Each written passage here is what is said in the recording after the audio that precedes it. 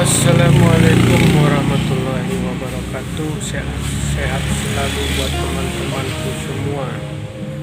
Subhanallah ya, seorang perempuan melukis pemandangan yang indah.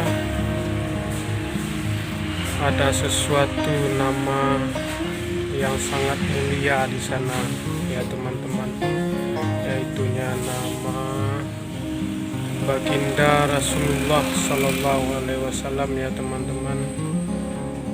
Subhanallah, teman-teman semua, coba teman-teman nilai lukisan ini. Apakah lukisan ini menarik buat teman-teman semua? Apakah lukisan ini sangat bernilai buat teman-teman semua? Coba teman-teman dinilai untuk kehidupan teman-teman ya.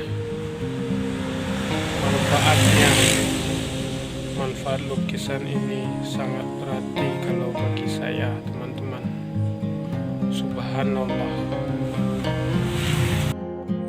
Jadi lukisan ini selain pemandangannya indah, sekaligus barokah karena menulis nama Rasulullah Sallallahu Alaihi Wasallam.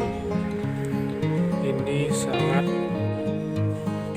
bikin motivasi buat kita semua untuk mengingat terus baginda kita, yaitu Nabi Muhammad Sallallahu Alaihi Wasallam. Sukses selalu buat teman-teman semua ya.